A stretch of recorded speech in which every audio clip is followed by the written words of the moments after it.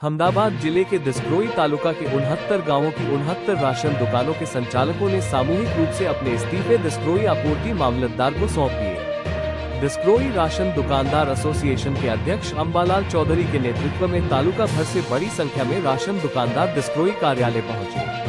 उन्होंने आपूर्ति विभाग के खिलाफ नारेबाजी करते हुए अपना रोष व्यक्त किया और इसके बाद लिखित रूप से इस्तीफे सौंप दिए।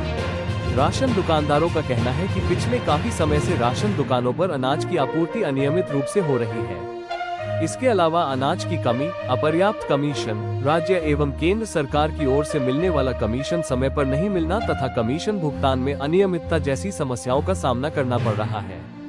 दुकानदारों ने ये भी आरोप लगाया कि उन्हें चालान की राशि अग्रिम रूप से जमा करवाने के लिए मजबूर किया जाता है। साथ ही प्रशासनिक दबाव, राशन कार्ड धारकों के साथ बढ़ते विवाद और संघर्ष की घटनाओं के कारण उनके लिए दुकानों का संचालन करना कठिन होता जा रहा है।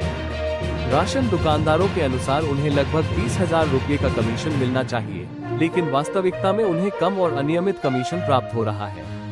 ऐसी परिस्थितियों में राशन दुकानों का संचालन संभव नहीं होने के कारण उन्होंने सामूहिक रूप से इस्तीफा देने का निर्णय लिया है। अब दिसक्रोई तालुका की 69 राशन दुकानों के संचालकों द्वारा सौंपे गए इन इस्तीफों पर आपूर्ति विभाग क्या निर्णय लेता है, इस पर सभी की नजरें टिकी हुई है।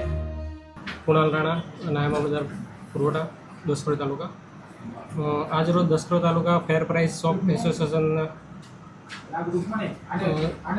तारीख 3/6 रोज सामूहिक राजीनामું આપેલ છે, જે આગળ વડી કચેરીએ મોકલવામાં આવશે।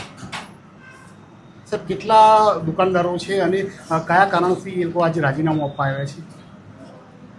એમને જે જથ્થો મોડો મળે છે એના કારણથી।